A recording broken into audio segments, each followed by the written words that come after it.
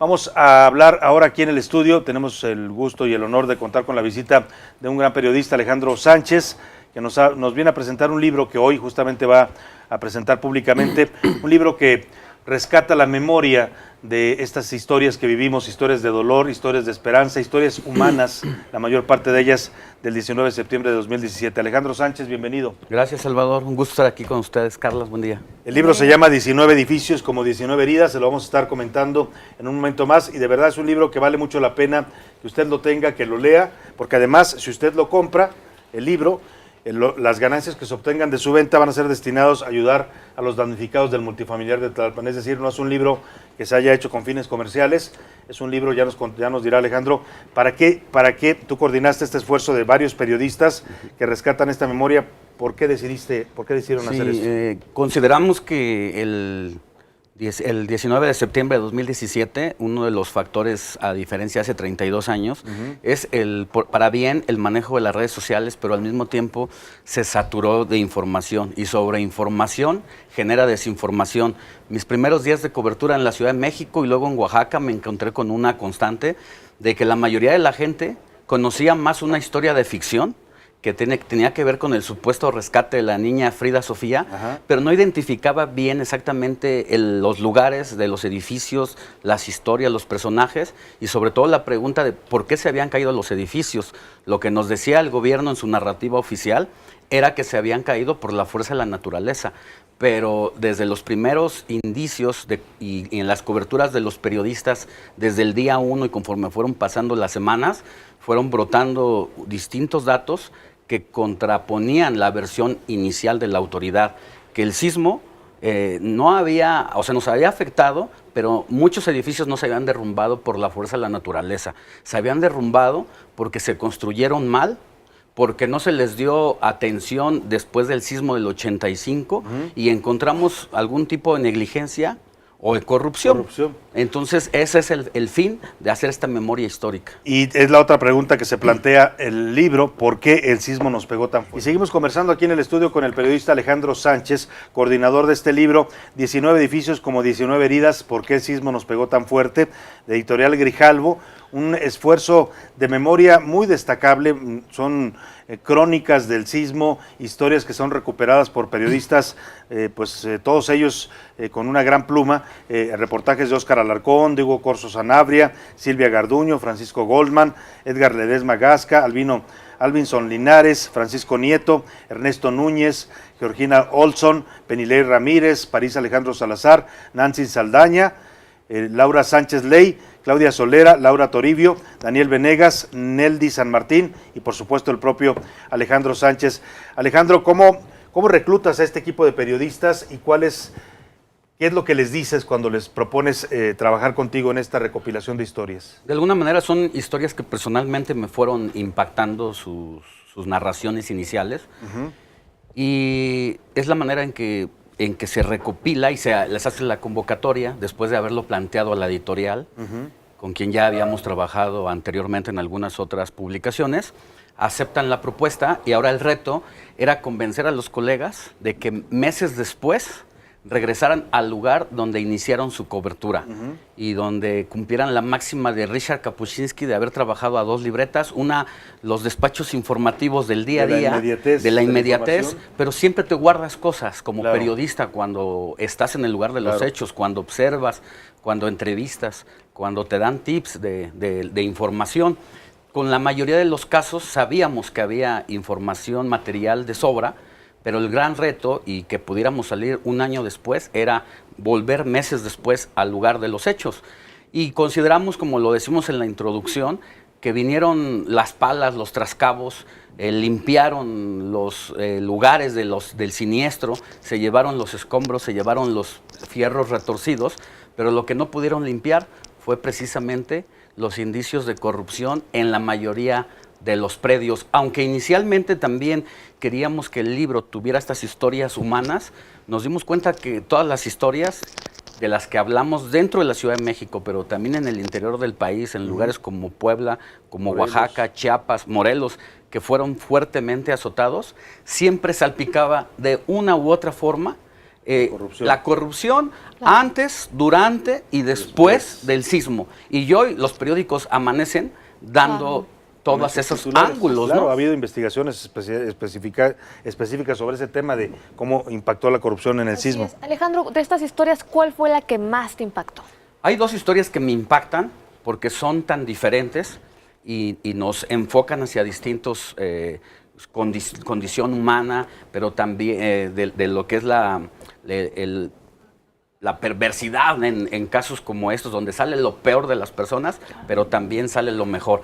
Hay un caso, Escocia 3, que escribe Hugo Corso, que la reportea durante 6 meses hasta que logra convencer a la mamá de una de las víctimas, Juan Pablo Irigoyen, de 19 años, que ya había salido con su mamá del primer piso, y mientras sigue temblando, ve que la perrita de la familia no está con ellos. Mosha, una boxer de 4 años, regresa por ella y ya no alcanza a salir. Se le desploma en el edificio y ocurren muchísimas cosas en torno a su rescate. Se hablaba de que estaba vivo, va la familia al hospital al sur de la ciudad, le dicen, sí, es Juan Pablo Irigoyen, tiene 19 años y está en la cama, pero resultó que era un homónimo.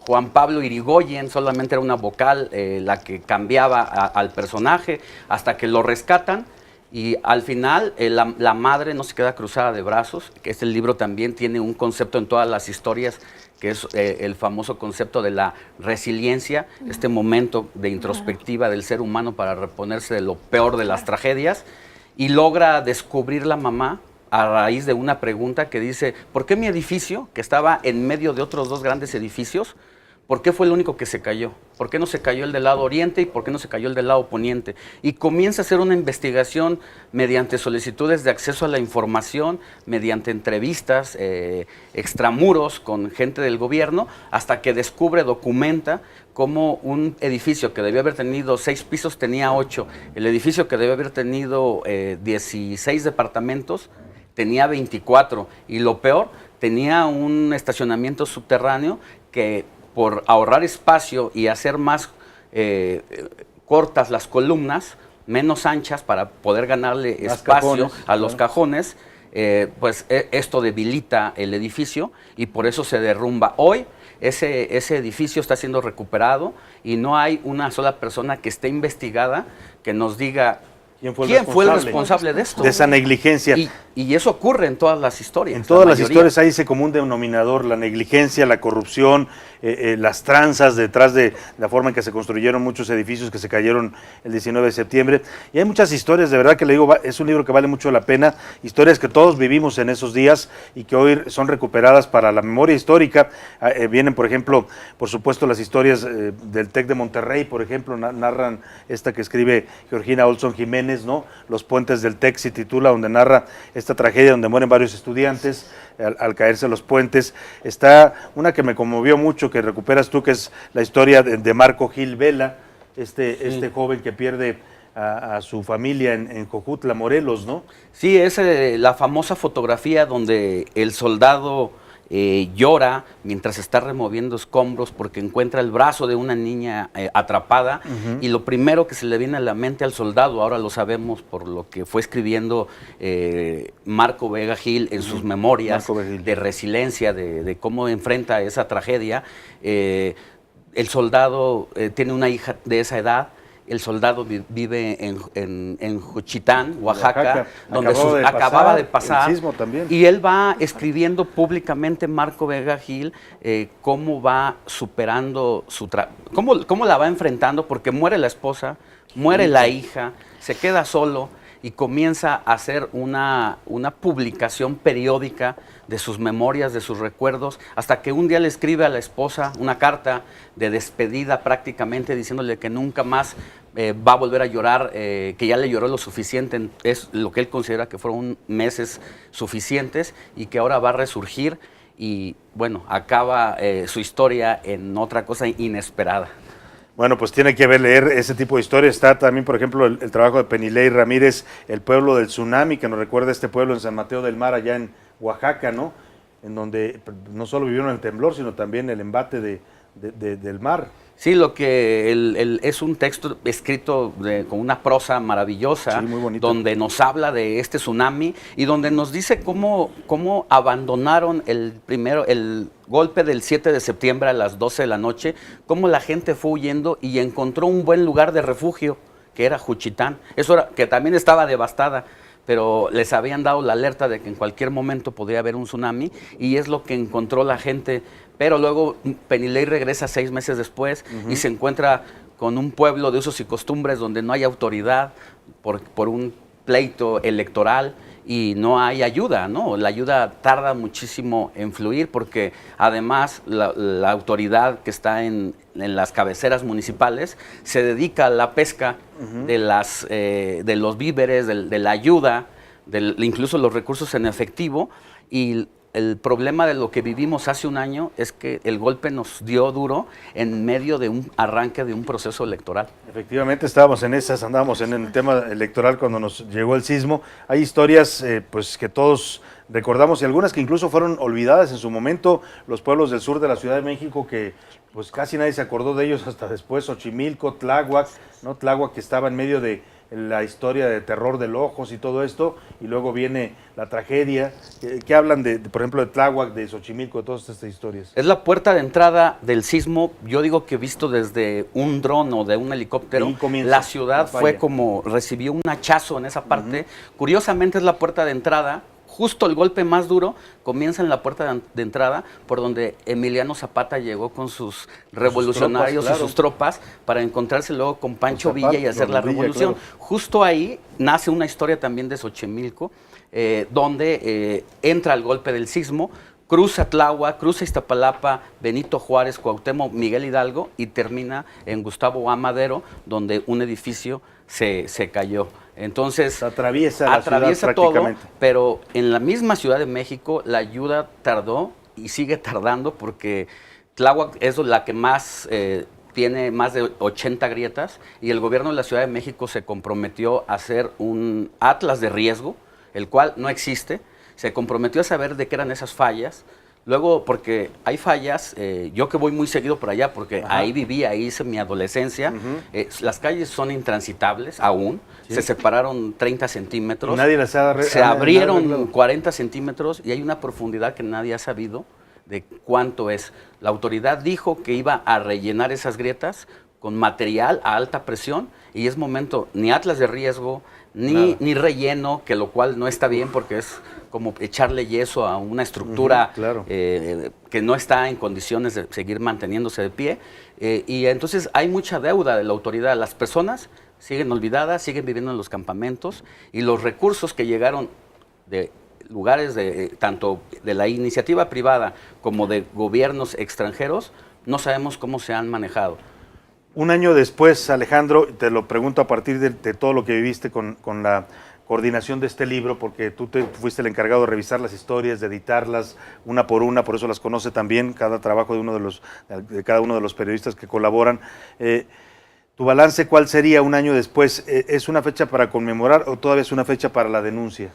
Es una fecha para seguir hablando en presente del sismo. No podemos hablar en pasado. No es pasado. O sea, tenemos que seguir hablando en presente y tenemos que decir que la autoridad no ha hecho su trabajo y lo que decimos a raíz de historias como la de Juan Pablo Irigoyen y su madre, en la Benito Juárez hay un sinfín de historias, nos va arrojando indicios hasta que Paris Martínez, reportero de La Silla Rota, logra documentar y sin temor a señalarlo, terminamos diciendo que en la Ciudad de México existe un cártel inmobiliario porque está sentado sobre una red de influencia tanto de políticos del gobierno central como del sector inmobiliario que se juntaron y representantes de empresas que Paris documenta con acceso a la información, datos, documentos. Sabemos que representantes de la industria de la construcción terminaron en el gobierno de Miguel Ángel Mancera y además conocimos algo que antes no era muy familiar, el tema llamado DRO, directores responsables de obra. Claro. Ahí está el punto de quiebre de la corrupción, porque son amigos cuates del jefe delegacional. El jefe delegacional dice, tú tienes responsabilidad en la construcción de de los edificios, y como ocurrió con Zapata 56, donde el jefe delegacional terminó diciendo, bueno, es real, hubo material precario porque me vieron la cara. Entonces, ¿en manos de quién estamos? Claro, y además muchos de esos DROs trabajan también para los empresarios de la construcción. O sea, es una mafia confabulada, lo que bien dices, y parte de eso se denuncia también en este libro, que es un libro no solo de memoria, de historia, que mueve muchos sentimientos porque se recuperan estas historias humanas, sino también de denuncia. Por eso vale la pena que usted lo busque, 19 edificios como 19 heridas, editorial Grijalbo, coordina Alejandro Sánchez, escriben, ya le dije, muchos periodistas, muchos de ellos con una factura espléndida. De verdad hay casos que yo leí que son de verdad de colección, en las historias que nos narran y la forma en que las cuentan.